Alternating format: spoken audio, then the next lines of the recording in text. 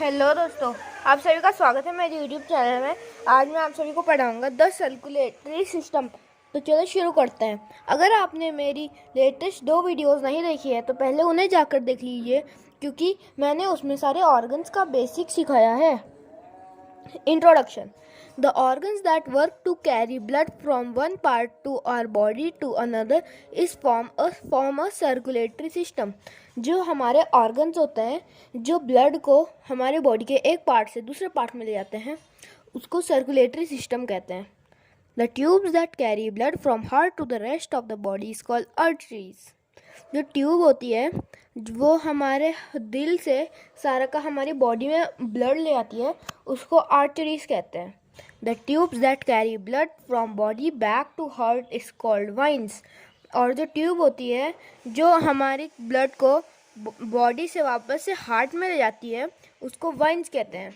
The blurrish line you can see in your body are veins. Arteries lie deeper so you cannot see them. मैं आपको एक fact बताता हूँ कि जो हम अपने हाथों में वो देखते हैं ना, छोटी छोटी लाइंस, वो नस की लाइंस, वो सारी की सारी वाइन्स होती है. क्योंकि जो वाइन्स होती है वो आगे की तरफ को होती है, हमारे स्किन के बहुत क्लोज होती है, तो हमें आसानी से आंखों से दिख जाती है. पर जो वो होती है आर्टरीज, वो आसानी से आंखों से नहीं दिखती. How blood circulates. Blood moves through many tubes called arteries and veins, which together are called blood vessels.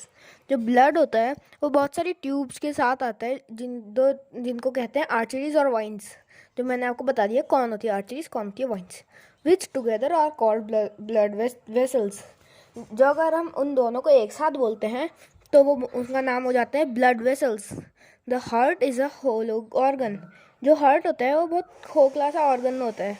Blood flow up all parts of our body through wines.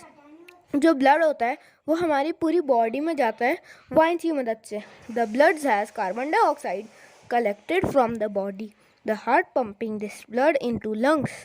मतलब जो हमारा ब्लड होता है, जब हमारी बॉडी ब्लड वापस भेजती है तो फिर उसके साथ कार्बन डाइऑक्साइड भी आ जाता है, तो फिर हमारे हार्ट में. तो हमारा हार्ट करता क्या है, उसको हमारे लंग्स में दे देता है. Then lungs collect all CO2 from the blood and throw it out from our nose. तो फिर जो लंग्स होती है वो हमारे ब्लड में से सारा का सारा कार्बन डाइऑक्साइड अलग कर देती है, कार्बन डाइऑक्साइड अलग कर देती है, वाटर वेपर अलग कर देती है और ऑक्सीजन अलग कर देती है. ऑक्सीजन को हमारी बॉडी के साथ ब्लड के साथ वापस भेज देती है हार्ट के पास, और फिर हार्ट वापस सबके तरफ भेज देता है वो ऑक्सीनेटेड ब्लड. और जो बाकी का बचता है वाटर वेपर और कार्बन डाइऑक्साइड, वो सारा का सारा जो लंग्स होती है वो हमारी नोज़ को भेज देती है, और वो नोज़ से फिर सीधे वहाँ पर चल जाता है, हमारे नोज़ से बाहर चल जाता है. तो फिर and give it oxygen that heart take all oxygenated blood from our lungs and transfer it to arteries to make it energy and give every part of our body. और जो ऑक्सीनेटेड ब्लड होता है जिसके अंदर सिर्फ oxygen होती है, वो फिर लंग्स उसको हार्ट में दे देती है और हार्ट उसको आर्टरीज में दे देता है, और आर्टरीज उसकी एनर्जी बना देती है, पूरा ऑक्सीजन फूड वगैरह को और बहुत सारी चीज़ों को मिलाकर एनर्जी बनाती है, और फिर वो ब्लड के साथ हमारे हर बॉडी के पार्ट में भेज देती है.